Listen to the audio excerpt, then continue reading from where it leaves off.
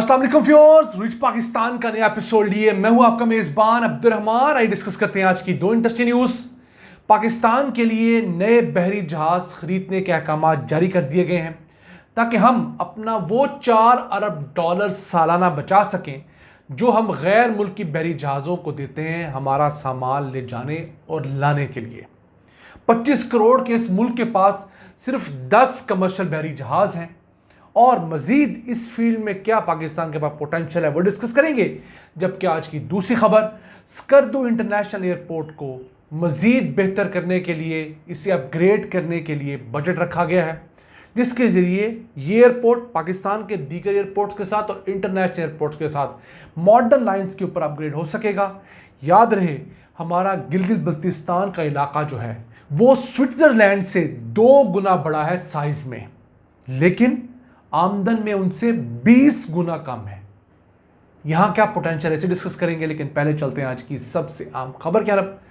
पाकिस्तान के लिए मजीद नए बहरी जहाज खरीदने के अहकाम जारी कर दिए गए हैं।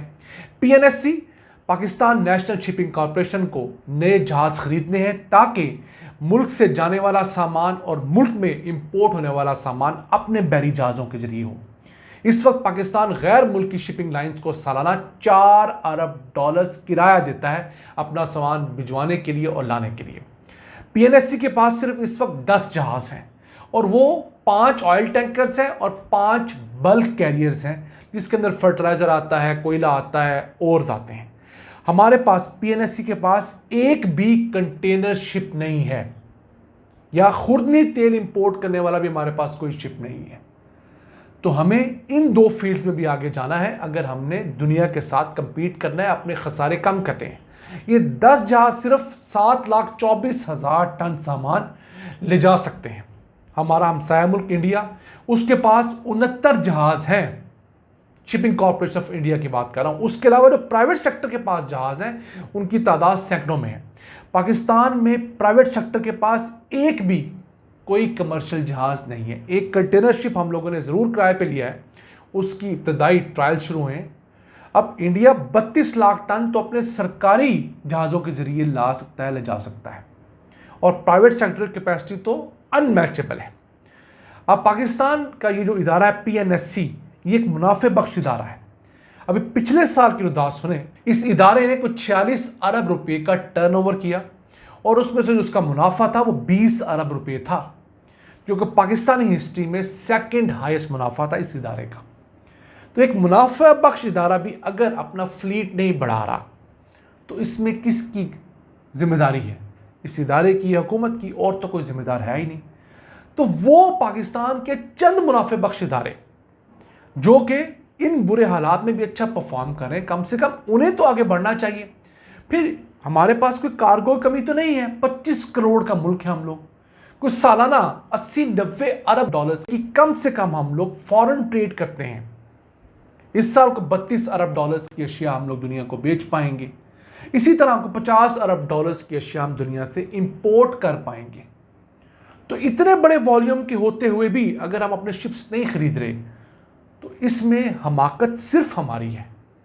आप देखिए ना कि आप एक जगह पर दुकान बनाए बैठे हैं, यह आपका ट्रांसपोर्ट का काम है, आपको माल देने वाले अपने बहन भाई बहुत हैं। अब आप अपने ट्रक्स की तादाद नहीं बढ़ा रहे तो इसमें किसी और को दोष देना तो नहीं बनता ना। ये वो हमारी कमियां कोताहियां हैं जिनकी वजह से हम पीछे हैं। हर साल $4 अरब हम गैर मुल्कियों को दे रहे हैं। अपने जहाज खरीद लेंगे तो वही रकम हम रुपयों में देंगे, किराया रुपयों में देंगे। वो किराया जब मुनाफे की सूरत में आएगा तो पाकिस्तान में इन्वेस्ट होगा। ये $4 पाकिस्तान से चला जाता है, हमें खसारा होता है। फिर हमारे अपने जहाज होंगे, उसके ऊपर जो क्रू होगा, जो कैप्टन होंगे, जो सी फेरर्स होंगे, वो हमारे अपने होंगे। उनको जॉब्स मिलेंगी, उनको नौकरियां मिलेंगी तो मईशत उससे भी बेहतर होगी।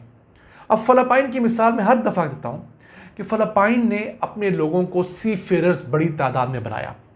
दुनिया की हर शिपिंग एजेंसी के अंदर आपको फिलिपीनी ज़रूर कहीं कैप्टन मिलेगा, कहीं उसको काम करने वाला मिलेगा। क्यों? उन्होंने लाखों की तादाद में उनको ट्रेन किया। आज वो फिलिपीनी जो कि सी फेरर्स हैं, कमर्शियल बहरी जहाज़ों पे काम करते हैं, $6 अरब की रेमिटेंसेस अपने मुल्क भेज रहे हैं। सिर्फ बात करो सी फेयरर्स की जो फिलिपाइन से ताल्लुक़ रखते हैं। और हमारे हालात क्या हैं? हम दुनिया में सिर्फ मजदूर एक्सपोर्ट कर रहे हैं मेजॉरिटी में, या ड्राइवर एक्सपोर्ट कर रहे हैं। हमें सोचना होगा कि टेक्निकल हैंड दे के बच्चों को दुनिया में भेजेंगे तो खुद भी ज़्यादा कमाएंगे, हमें भी ज़्यादा रेमिटेंसेस भेजेंगे और हमारा मुल्क कदमों पे खड़ा होगा। आइए चलते हैं आज की दूसरी अहम खबर क्या ना। स्कर्दू एयरपोर्ट का इंफ्रास्ट्रक्चर बेहतर करने के लिए 180 मिलियन रुपए की लागत से फिजिबिलिटी स्टडी के अहकाम जारी कर दिए गए हैं। अब स्कर्दू एयरपोर्ट जो है ये हमारे नदर्न एरिया का फिलहाल वाहिद इंटरनेशनल एयरपोर्ट है जहां पर बाकायदा दुबई से फ्लाइट्स लैंड कर रही हैं। अगर गिलगित बल्तिस्तान की बात करें तो उसका साइज स्विट्जरलैंड से 2 गुना बड़ा है। जी हाँ, स्विट्जरलैंड का टोटल साइज 41,000 मुरब्बा किलोमीटर है, गिलगित बल्तिस्तान का 73,000 मुरब्बा किलोमीटर है। इसमें अगर आज़ाद कश्मीर का हिस्सा डालें तो वो 13,000 किलोमीटर, मजमूई तौर पर 86,000 मुरब्बा किलोमीटर बनता है। स्विट्जरलैंड सियाहत से 20 अरब डॉलर्स कमाता है, हमारा नदर्न एरिया 1 अरब डॉलर बमुश्किल कमाता होगा। ये फर्क है दोनों का। खूबसूरती हमारे पास स्विट्जरलैंड से कहीं ज्यादा है। यानी कि अगर हम पहाड़ों की बात करें तो दुनिया में सिर्फ 14 पहाड़ ऐसे हैं जो 8,000 मीटर से बुलंद हैं। उन 14 में से 5 पहाड़ हमारे पास हैं, बाकी पूरी दुनिया के पास होंगे। अगर बात करें 7,000 मीटर से बुलंद पहाड़ों की तो उनकी तादाद पाकिस्तान में पता कितनी है? 108। दुनिया किसी मुल्क में इतने ऊंचे पहाड़ नहीं हैं। और तो और पूरे यूरोप के अंदर जो सबसे ऊंचा पहाड़ है वो 5,642 मीटर है। 6,000 मीटर का पहाड़ पूरे यूरोप में नहीं है। माउंट एल्ब्रस वो है 5,642 मीटर। और अगर बात करें स्विट्जरलैंड की, जो कि सियाहत की जन्नत कहलाता है, किसी से आप बात करें स्विट्जरलैंड की तो पहला जो ख्याल, पहला इमेज आपके ज़हन में जो आएगा वो वहाँ की टूरिज़्म, खूबसूरती, माउंटेनस सीनरी का आएगा। उसमें सबसे ऊंचा पहाड़ पता कितने मीटर का है? 4,632 मीटर का, मोंटी रोजा। जाइए गूगल पे सर्च कीजिए, आपको पता लगेगा ये वो पहाड़ है जो पाकिस्तानी पहाड़ों से आधी साइज का है, जो उनका सबसे ऊंचा पहाड़ है। लेकिन उन्होंने क्या किया? उन्होंने अपने मुल्क में अमन व अमान इंश्योर करवाया। मैक्सिमम फैसिलिटीज जो टूरिस्ट को दी जा सकती थी, infrastructure wise, transport wise, logistics wise, हर चीज़ की उन्होंने सहूलत दी।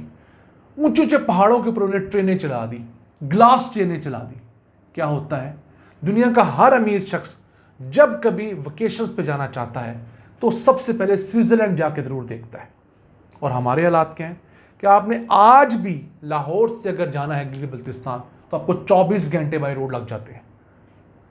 फ्लाइट्स अब जाके कुछ बेहतर हुई हैं नो डाउट, लेकिन वहाँ सीज़न के अंदर आपको कभी होटल नहीं मिलते, होटल की क्वालिटी अच्छी नहीं मिलती। क्वालिटी अच्छी मिल जाए तो जो बजट है वो आपसे कई गुना ज़्यादा ले लिया जाता है। मसलन के आम रेट से 4-5 गुना ज़्यादा रेट ले लिया जाएगा। तो ये चीज़ें जब तक हम टैकल नहीं करेंगे, क्वालिटी इश्यूज बेहतर नहीं करेंगे, इंफ्रास्ट्रक्चर को बेहतर नहीं करेंगे, लोगों की ट्रेनिंग नहीं करेंगे, यकीन कीजिए हम अपना वो पोटेंशियल नहीं जान पाएंगे, ले पाएंगे जो दुनिया ले रही है। हमारे पास भी 20 अरब डॉलर से ज़्यादा का पोटेंशियल है। फ़र्क सिर्फ इतना है कि हमने इंफ्रास्ट्रक्चर उस लेवल का, सर्विसेज उस लेवल की कब देनी है। ना ये आज का एपिसोड हमें उम्मीद आपको पसंद आया होगा। अपनी सजेशंस, अपनी आराज़ से में आगाह रखा करें। अपने मेज़बान अब्दुल रहमान को इजाज़त दीजिए। अल्लाह ने के बाद।